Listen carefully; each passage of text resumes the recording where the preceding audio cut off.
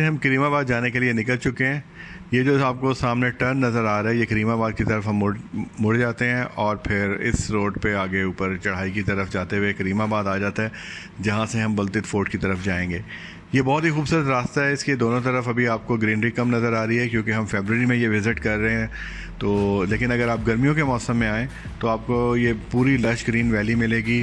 Road बहुत खूबसूरत green मिलेगा और इसके अक्सर जगहों पे आपको खुबानी के दरख्त जो है ना वो मिलेंगे। ये रास्ता शुरू हो गया है बलतीत फोर्ट का। बलतीत फोर्ट की ये जो चढ़ाई है ये अक्सर लोगों को यहीं से वापस भेज देती है, पहले टर्न से ही, क्योंकि ये अच्छे खासा चढ़ाई है और यहाँ पे चढ़ते वक्त बहुत ज़्यादा सांस फूलता है। लेकिन ये सारे मेरे साथ चूँकि यंगस्टर थे, इसलिए ये इन्होंने ईज़िली इस चढ़ाई को जो है कर लिया था और हम बलतीत फोर्ट पहुँच गए थे।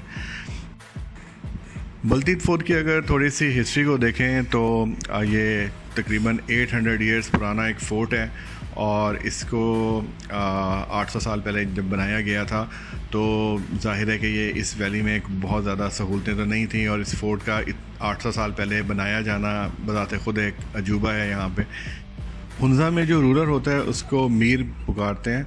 तो जो मीर फैमिली थी, जो रॉयल फैमिली थी, वो इस बलतीत फोर्ट में रहती थी और बलतीत फोर्ट को 1945 में तक वो लोग इसमें रहे और उसके बाद वो शिफ्ट हो गए। ये फ़ोर्ट जो है नाकाबिल इस्तेमाल हो गया। उसके बाद बहुत ज़्यादा बोसीदा हालत में था। आगा खान फाउंडेशन ने 1990 से लेके 1996 तक आगा खान ट्रस्ट जो है उसने इस फ़ोर्ट की रेनोवेशन की और रेनोवेशन के बाद इस फ़ोर्ट को एक तरह से एक म्यूज़ियम टाइप जो है वो डिक्लेयर किया गया और यूनेस्को ने भी इसको वर्ल्ड हेरिटेज डिक्लेयर किया 2004 में और अब ये वर्ल्ड हेरिटेज में शामिल है।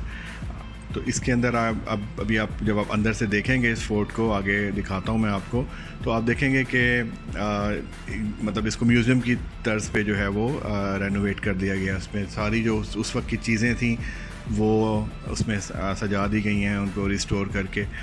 इसका जो टिकट है बलतीत फोर्ट का वो 600 है और ये जो टिकट से जो अमाउंट इकट्ठी होती है वो इसकी बिल्डिंग को इसकी मेंटेनेंस के लिए और रेस्टोरेशन के लिए उसको यूज़ किया जाता है। 90 से 96 तक इस फोर्ट को रेनोवेट किया गया है। 29 सितंबर 1996 का ज़माने का जो सदर था फारूक अहमद खान लगारी थे, 12 ममालिक के इंडस्टेट थे और हिज हाइनेस प्रिंस करीम आगा खान ने इस फोर्ट को एज ए म्यूज़ियम के तौर पे ओपन किया करते थे। जो अनाज के जो ज़खायर हैं वो इसी तरह के इस फोर्ट में इसी तरह के साथ हैं जिन्होंने देख लिया।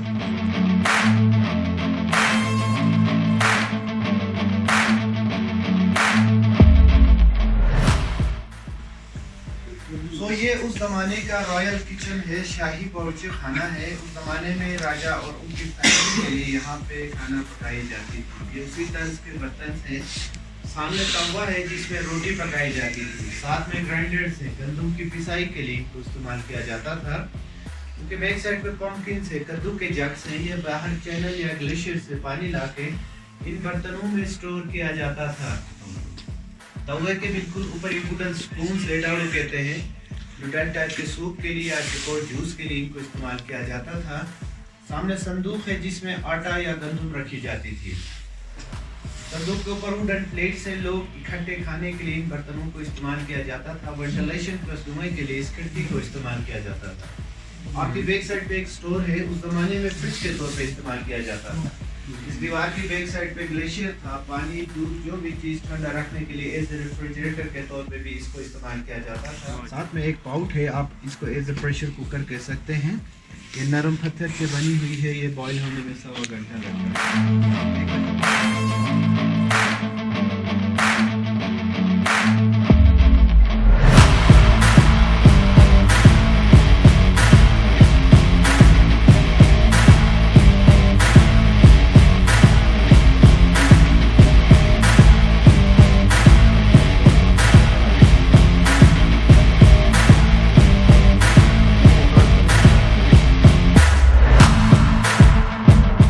बलतीत फोर्ट की रूफ़ पे हम आ गए हैं और रूफ़ पे आने के बाद अगर सराउंडिंग पे नज़र डाली जाए तो एक बहुत ही खूबसूरत मंज़र आपके सामने आता है।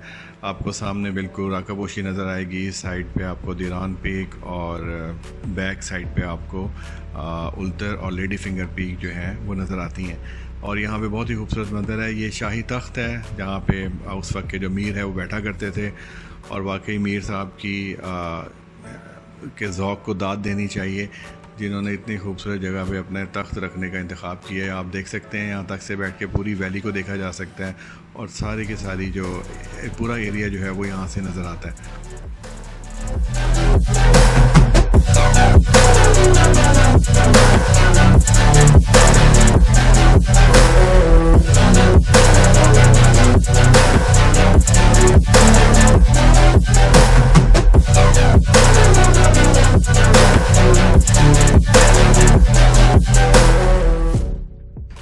आप देख सकते हैं कि ये जो सामने आपको पीक नज़र आ रही है, ये उल्तर पीक है, थोड़ी सी बादलों में है, और उसके साथ ही बिल्कुल लेडी फिंगर पीक है। अभी नज़र नहीं आ रही, लेकिन इसका व्यू बाद में क्लियर हो गया था। तो यहाँ से ये नज़र आती हैं, ये फोर्ट का दीवारें हैं जिस पे मारखोर के सींग लगे हुए हैं। ये वो जगह है जहाँ पे मीर साहब बैठते थे, और बहुत ही खूबसूरत जगह है। ये जो आखिरी मीर थे वो और उनकी बेगम की तस्वीर है, रानी अतीका की। रानी अतीका मेरे पास फेसबुक में भी एज अ फ्रेंड ऐड है, और बहुत नाइस खातून है। ये बाकी जो उस दौर के जितने भी यहाँ पे मीर और उनकी फैमिली हैं उनके पिक्चर्स लगे हुए हैं। ये अभी जो आपको सामने नज़र आ रहे हैं ये वो शाही मलबूसात हैं जो उस वक्त के मीर और जो उनकी रानी हैं वो पहनते थे। ये वर्ल्ड मैप है, उस दौर के अपने तरीके से बनाए गए इनके मैप्स हैं जिससे ये समझते थे जियोग्राफिकल एरियाज़ को।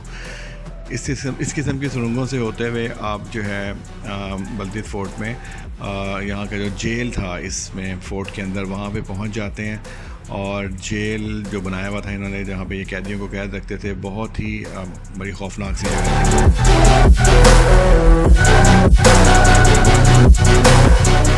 ये वो जेल है जहाँ पे कैदियों को रखा जाता था। ये जहाँ हम नीचे झांक के देख रहे हैं, ये छोटी छोटी सी कोठड़ियाँ टाइप जगह थी, छोटे छोटे रूम्स थे जहाँ पे उनको कैद करके रखा जाता था, और यहीं पे वो जो है उनको यही उनकी सज़ा होती थी।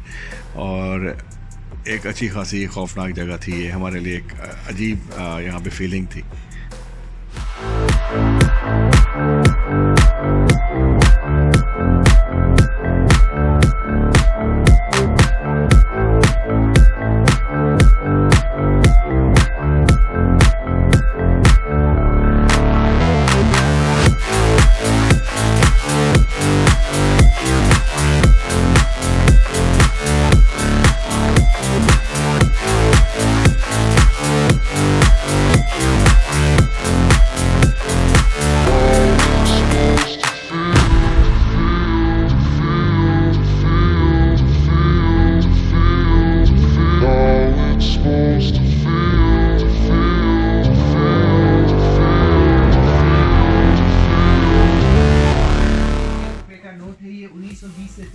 की नोट्स हैं, साथ में डोल्स हैं, ये यहाँ के म्यूजिक के तौर पे इस्तेमाल किए जाते हैं। सामने जो कारपेट है, इस कारपेट को कुतन कारपेट कहा जाता है। 200 साल पुरानी कारपेट है, कैमल की फूल से बनी गई है। गन से लोकल जबान में छरा कहते हैं।